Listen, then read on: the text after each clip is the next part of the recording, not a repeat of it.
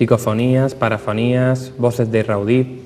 Estamos hablando de voces casi humanas, de origen desconocido, que dejan mensajes en nuestras grabadoras. Y estos mensajes, la mayoría de las veces, no solo no dejan soluciones, sino que plantean miles de interrogantes.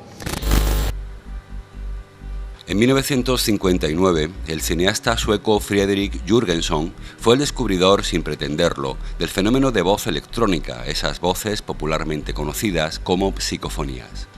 Jürgenson se encontraba en el campo, tratando de recoger el canto de los pájaros para un documental. Al volver a casa y repasar sus grabaciones, se percató de que entre los cantos de los pinzones se podían distinguir extrañas voces humanas que no deberían estar ahí. Extrañado por lo ocurrido, regresó al mismo lugar y repitió la grabación, pensando que podía tratarse de un error.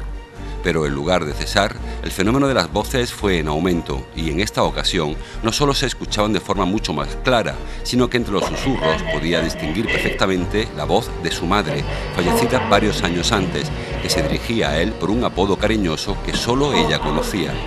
Friedel, mi pequeño Friedel, ¿puedes oírme? El cineasta comprendió enseguida que tenía algo muy importante entre manos, así que concentró todas sus fuerzas en seguir investigando. Grabación de voces, es decir, hay auténticos fonemas.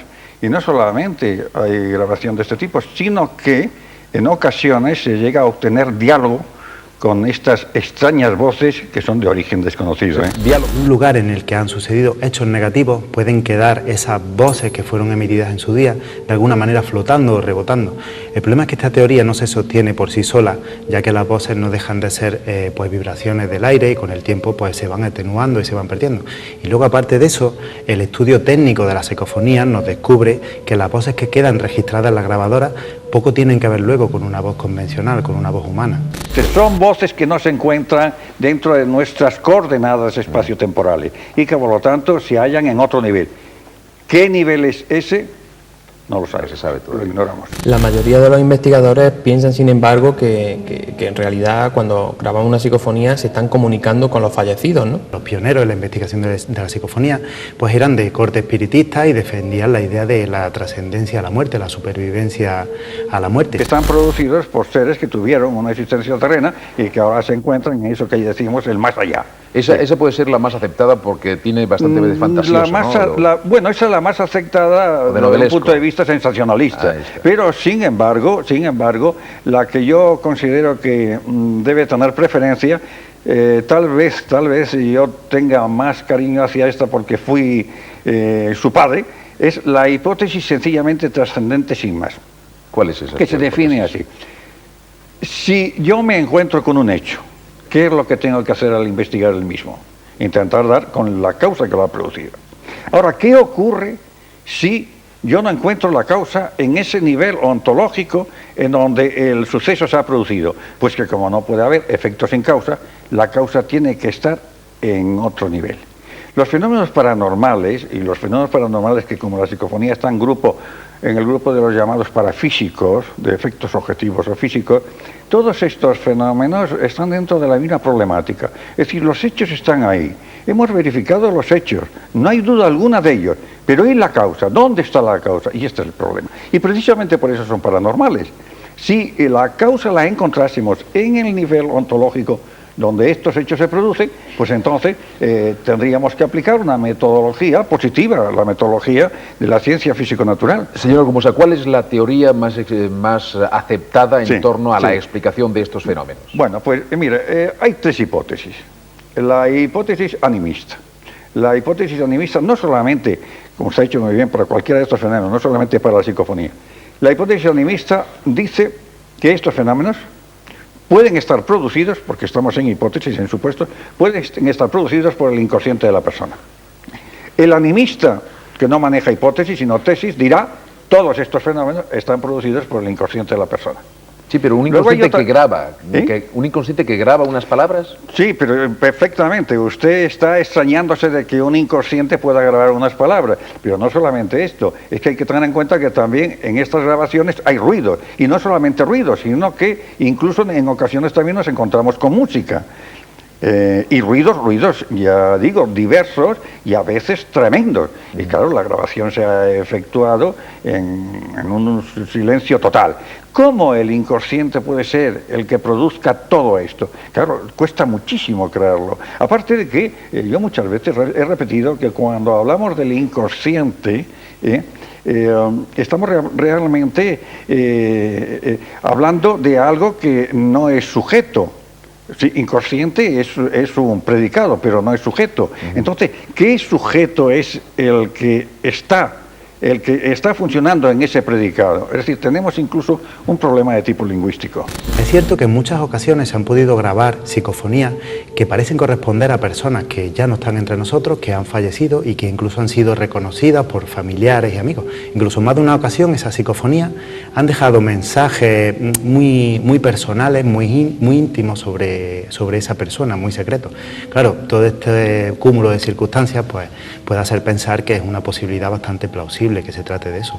Se hace una pregunta y puede obtenerse una respuesta como es natural, coherente con la pregunta formulada. Porque hay estudios científicos recientes que abren la puerta a la posibilidad de que la mente pueda hacer más cosas de lo que nosotros pensamos. Es decir, por ejemplo, se está empezando a comprobar que la misma mente puede influir en un medio físico. Nosotros dividimos estas voces en tres grupos, A, B y C. El grupo A prácticamente lo puede oír cualquiera, aunque no tenga el oído entrenado. El grupo B ya hay que prestar una cierta atención y se necesita haber escuchado varias grabaciones. Y el C está ya en el límite de lo inaudible. Como todo fenómeno, pues tiene sus defensores y sus detractores. Los escépticos pueden llevar su parte de razón cuando afirman que muchas de las psicofonías que se publican realmente son malas interpretaciones del sonido, pueden haber estado provocadas por interferencias de radio debido a defectos, averías en la grabadora, pero hay veces en las que estas explicaciones que dan estos escépticos se quedan cortas. Lo cierto es que es difícil avanzar en el estudio de las psicofonías cuando existen estos dos extremos, los creyentes y los escépticos. Yo creo que el mejor paso para poder avanzar un poco y arrojar luz quizás sea un término medio y ponerse un poco de acuerdo con los criterios. Bueno, tendríamos que empezar por decir cómo se producen estas grabaciones. Y entonces tengo que contestar que no lo sabemos. Es decir, todos los científicos que están investigando en el campo de la psicofonía, y los hay sumamente cualificados, entre ellos catedráticos de física, como por ejemplo el profesor Schneider de la Universidad de St. Gallen, o el profesor Haste del King College, o Halley, físico también inglés. En fin, todos ellos, después de muchos años de estar investigando, todavía se encuentran con el problema de que no saben cuál es el ángulo de ataque electrónico. Es decir, no saben cómo se producen estas grabaciones. Y estas grabaciones directamente no se oyen, solamente cuando se rebobina. O sea, cuando se producen estas introducciones paranormales, la persona que está realizando la experiencia no oye absolutamente nada. Es después. Atentos, señores espectadores, porque vamos a escuchar una grabación. Esta la obtuve en mi casa de madrugada, a las 3 de la madrugada. ¿En su propia casa? Sí, porque claro, estas experiencias hay que hacerlas en lugares en donde el ruido sea eliminado totalmente, claro, en la medida de lo posible, claro está. ¿No necesita tampoco una grabadora especial ni una maquinaria? No, yo tengo grabaciones muy buenas, obtenidas con magnetófonos, pues de estos muy corrientes, otras igualmente buenas, ya con magnetófonos como por ejemplo, pues del tipo del UE Royal, que ya es un aparato ya de tipo profesional. Pero no, o sea que la calidad del aparato no hace en absoluto. No hace mejor una psicofonía. Sí, no. Pues todo empezó precisamente con este tipo de magnetófono de válvulas, que por aquella época, los finales de los 50, primeros de los 60, cuando se descubre la psicofonía, los pioneros en investigar los utilizaban. Luego hubo un salto tecnológico en el que ya pues se aparecen las cintas de cassette, aparecen las grabadoras de cassette, al estilo de esta que estamos viendo aquí. Tiene la ventaja de ser portátiles, de ser más manejables, más accesibles, pero el gran salto tecnológico iba a venir precisamente con la era digital, porque la grabación digital de voz y de audio iba a aportarnos una calidad que las grabadoras analógicas no pueden aportarnos, y además nos iba a quitar de muchos defectos y de muchos fallos que tienen estas grabadoras de por sí, como por ejemplo el arrastre de la cinta, ese ruido que provoca, interferencias que puedan incidir en los cabezales magnéticos, que también se puede colar cualquier tipo de ruido, sonido, incluso de voz. Y lo cierto es que la grabación digital tiene una ventaja y una desventaja. La desventaja es que, curiosamente, las psicofonías han perdido calidad con respecto a lo claras que eran las antiguas, las primeras, que parecía que nos hablaban directamente.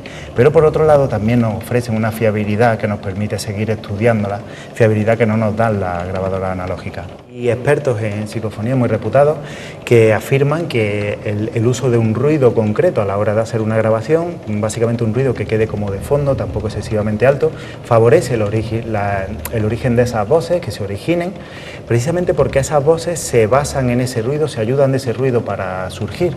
El ruido blanco, para que nos entendamos, es como, por ejemplo, el color blanco, la luz blanca, pues es una unión de todos los colores.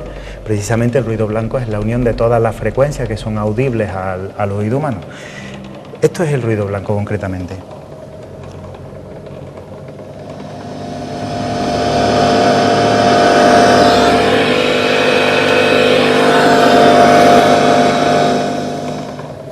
Usualmente se hacen dos tipos de cosas. Uno es la experimentación o investigación de campo y otra la investigación de estudio. La investigación de campo consiste en ir a aquellos lugares supuestamente encantados donde ocurren cosas, lo que acabamos de hablar, y diversos grupos de investigadores, tanto profesionales como aficionados, van precisamente a esos lugares a intentar captar psicofonía. Esto tiene una desventaja, y es que hay que ejercer un mayor control sobre cómo se está grabando y sobre el ruido ambiente, ya que normalmente son sitios que están en ruinas, que están llenos de escombros, se puede hacer ruido muy fácilmente y eso puede dar lugar a confusión. Luego, por otro lado, está lo que llamamos investigación de estudio o de laboratorio, que es la que se hace en lugares conocidos, en lugares controlados, como puede ser un local, un estudio, tu propia casa. Esto tiene la ventaja de que, además de conocer bien tu entorno, te da mucha más libertad a la hora de experimentar, no tienes límite de tiempo, no tienes ningún problema. Por lo tanto, de alguna manera se puede decir que los resultados que tengas con este método pueden ser aún más fiables, pueden tener más valor. Vale, y a la hora de analizar los audios, ¿qué sería lo más importante que hay que tener en cuenta?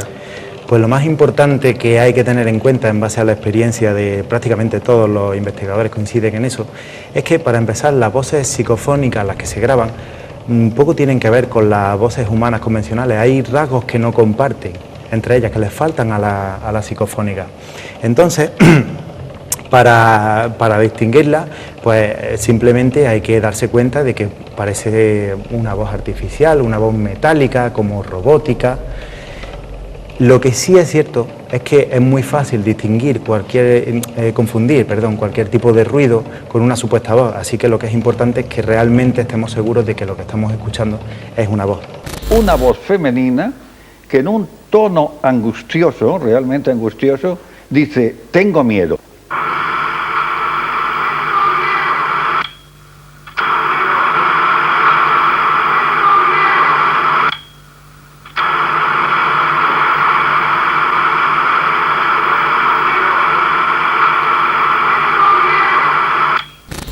Esta psicofonía en concreto es conocida como la psicofonía más larga que jamás se ha grabado y también la más polémica.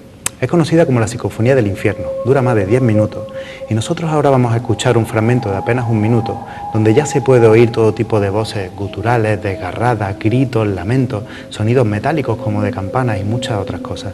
Vamos a escucharla.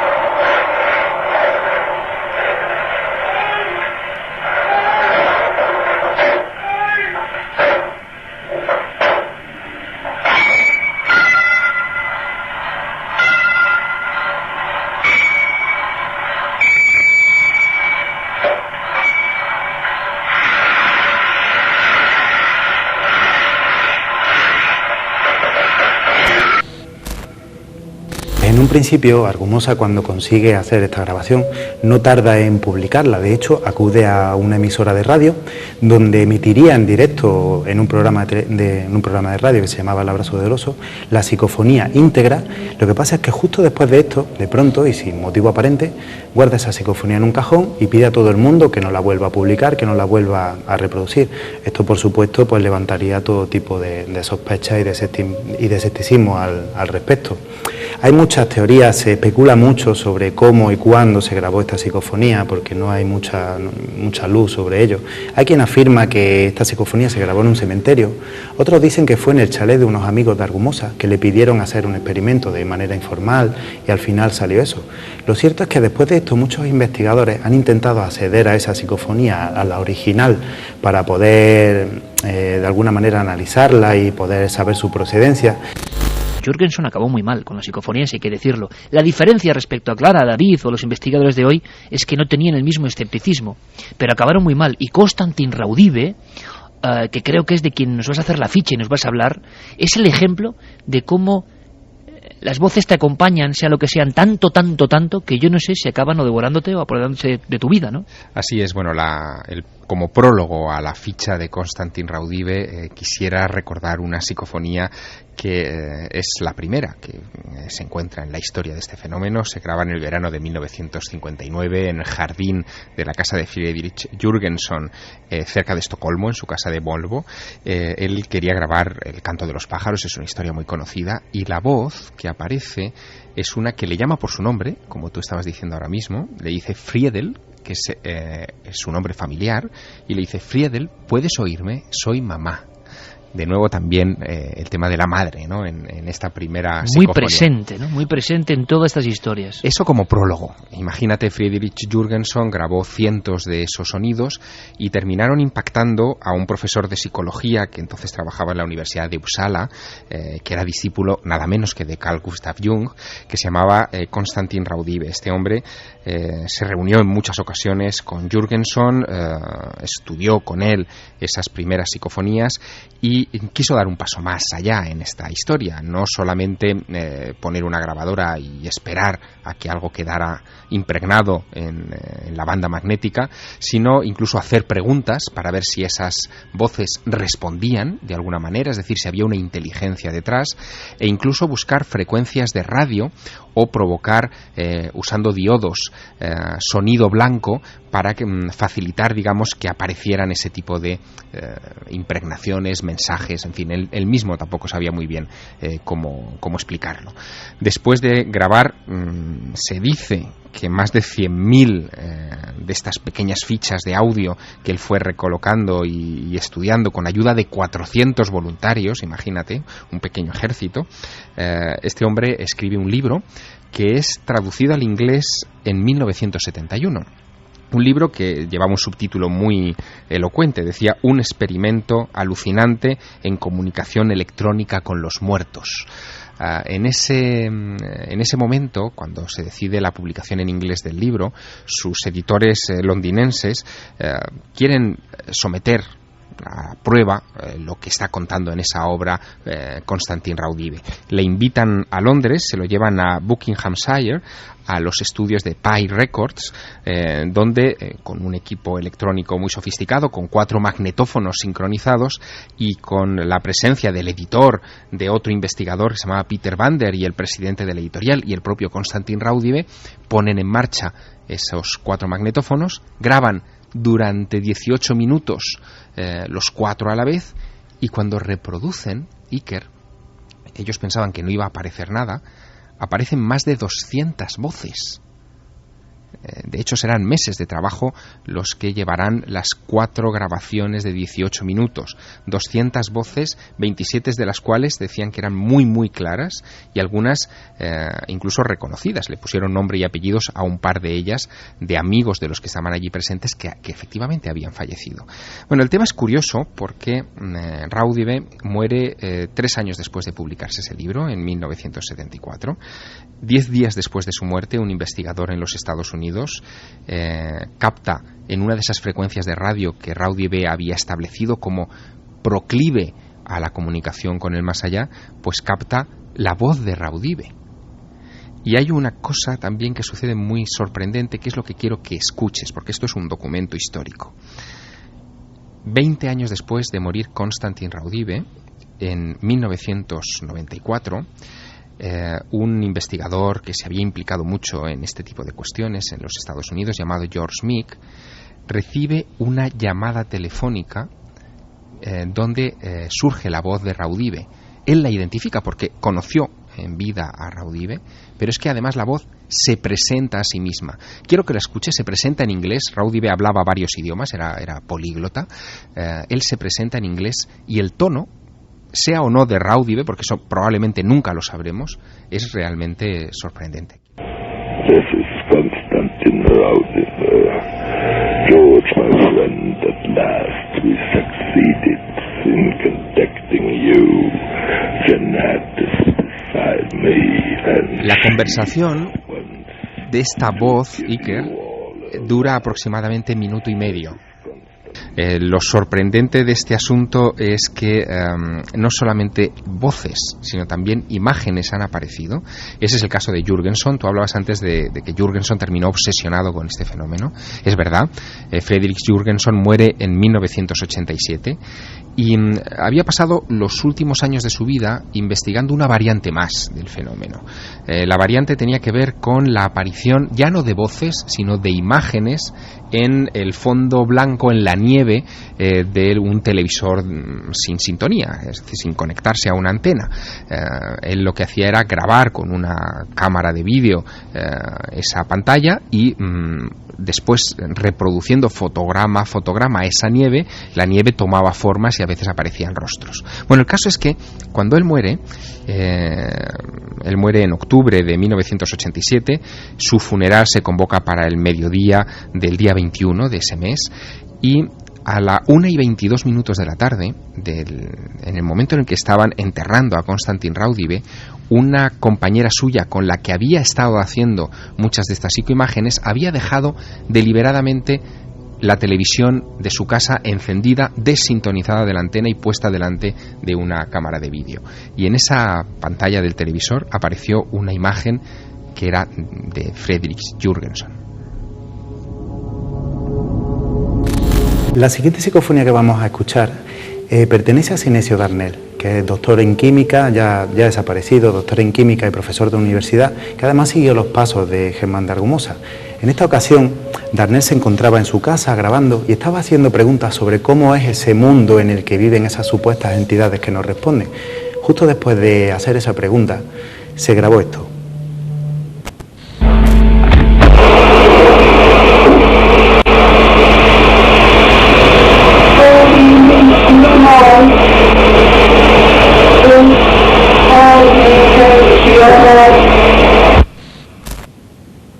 ¿De qué naturaleza es esa causa? La respuesta es lo ignoro, porque para saber de qué naturaleza es esa causa tendría que poder observarla. Y he empezado por decir que no la he encontrado, que no he dado con ella.